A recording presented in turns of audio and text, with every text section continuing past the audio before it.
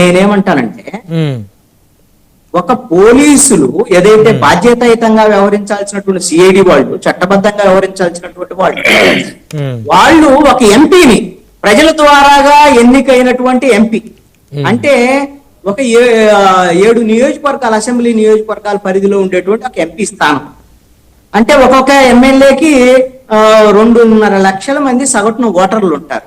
ఆ విధంగా సుమారుగా 15 లక్షల మంది ఓటర్లకు సంబంధించినటువంటి వాళ్ళ ప్రాతినిధ్యం వచ్చే ఒక ఎంపీని పోలీసులు తీసుకొచ్చి కస్టోడియల్ టార్చర్ చేసి ఇవన్నీ చేస్తే, ఇది పార్లమెంట్ లో చర్చ జరిగితే ఇది దేశంలో ఆంధ్రప్రదేశ్ కి ఎంత అప్రతిష్ట వచ్చింది.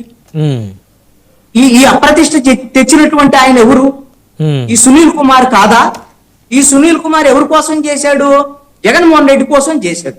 జగన్మోహన్ రెడ్డి ఆదేశిస్తే నువ్వు ఒక ఐపీఎస్ ఆఫీసర్వి, నువ్వు చట్టబద్ధంగా వ్యవహరించాల్సినటువంటి బాధ్యత నీకు ఉందా లేదా? ఉన్నప్పుడు ఆ రోజున నీ ఇష్టం వచ్చినటువంటి వ్యవహరించేసి, నువ్వు జగన్మోహన్ రెడ్డి చెప్పాడు కాబట్టి నువ్వు ఆయనకి అరికాళ్ళ మీద కొట్టేసి ఇవన్నీ కస్టోడియల్ టార్చర్ చేసి, ఇప్పుడు ఈ రోజున ఆయన మీద నేను వ్యక్తిగత కక్ష ఉందని చెప్పాడు, వ్యక్తిగతంగా దాంతోనే చేస్తున్నానని కూడా చెప్పాడు, ఈ డిబేట్ లో కూడా చెప్పాడు, అఫ్ కోర్స్ అనుకోండి అని కూడా చెప్పాడు. కాదు కిషన్ గారు, ఇక్కడ 2 అంశాలు. ఆయన కొట్టాడు అనేది అది విచారణ జరుగుతోంది, ఎందుకంటే ఆయన ఆల్రెడీ సర్వీస్. అదే ఇక్కడ ఒక పాయింట్ చెప్పారు కదా, మీరు ఆయన విచారిస్తున్నారు, ఆయన మీద నేరాభియోగం జరిగింది కదా, నేరాభియోగం జరిగిస్తే ఆయన విచారిస్తున్నారు, ఇట్లా ఉంది, కొట్టాడైనా నేర ఆరోపణలు ఎదుర్కొన్నా నేను ఈ మాట అన్నందుకు మీరు ఇది అన్నారు కదా. రఘురామకృష్ణరాజు శిక్ష పడిపోయింది అంటే అక్కడ ఉన్నటువంటి దాని ప్రకారంగా శిక్ష పడిపోయితేనే ఆ ఉన్న ఐపీఎస్ సెక్షన్ ఆయన మీద కూడా నేరాభియోగమేగా. నేరాభియోగము నిరూపణ కావాలిగా, కోర్టులో తేలాలిగా. అంటే నువ్వైతేనే జడ్జిమెంట్లు ఇచ్చేయచ్చా? ఆయన సునీల్ కుమార్ అయితే జడ్జిమెంట్లు ఇచ్చేయచ్చా? ఇంకొకటి, సునీల్ కుమార్ చెప్పినటువంటి మాటల్లో ఈయన రఘురామకృష్ణరాజు 420, కృష్ణరాజు వాళ్ళ కుటుంబీకులు 420లు ఇవన్నీ కూడా మాట్లాడాడు. నేనేమంటానంటే ఇవన్నీ కూడా ఎఫ్ఐఆర్ లో ఉన్నాయి కదా, ఎఫ్ఐఆర్లు ఉంటే మాట్లాడకూడదా అని అంటే, మరి జగన్మోహన్ రెడ్డి మీద 420, forgery, criminal breach of trust, నేరపూరిత కుట్ర, ఇవన్నీ కుంభకోణాలు ఉన్నాయి. మరి ఇప్పుడు ఆయన్ని జగన్మోహన్ రెడ్డిని కూడా నువ్వు 420 అని మరి సునీల్ కుమార్ అనగలడా? అన్నాడా ఎప్పుడన్నా?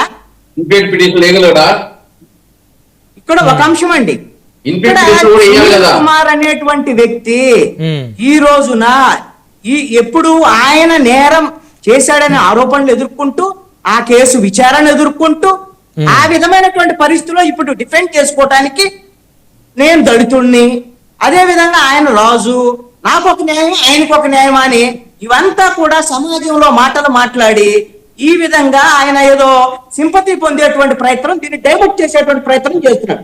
ఎవరు చెప్తున్నారు? దీన్ని చంద్రబాబు నాయుడు చెబుతున్నాడు, నారా లోకేష్ చెప్తున్నాడు, డిప్యూటీ సీఎం చెప్తున్నాడు. వీళ్ళకి తెలీదా ఈ ప్రభుత్వంలో ఇప్పుడు సునీల్ కుమార్ చేశాడా లేదనేటువంటి దాన్ని నేరారోపణల వరకే అనేది కాదు. జగన్మోహన్ రెడ్డి ప్రభుత్వంలో ఎన్ని అక్రమాలు జరిగాయి, ఎన్ని అప్రజాస్వామిక చర్యలు జరిగాయని అంతగా తెలుసు. ఈ సిఐడిలో ఎన్ని జరిగాయనేది కూడా తెలుసు. ఇవన్నీ తెలిసినప్పుడు ఇవన్నిటిని ఎదుర్కొన్నటువంటి వాళ్ళు, ఇబ్బందులు గురైనటువంటి వాళ్ళు చంద్రబాబు నాయుడు, పవన్ కళ్యాణ్, నారా లోకేష్ వీళ్ళందరూ ఉన్నారు. వాళ్ళకి శుద్ధులు చెప్తున్నాడు సునీల్ కుమార్ వచ్చి. వాళ్ళకి శుద్ధులు చేస్తే, వాళ్ళకి సూచనలు చెప్తే సునీల్ కుమార్ చెప్పిన దాన్ని వాళ్ళు ఆచరిస్తారా? ఇది ఆయన చెప్పేది.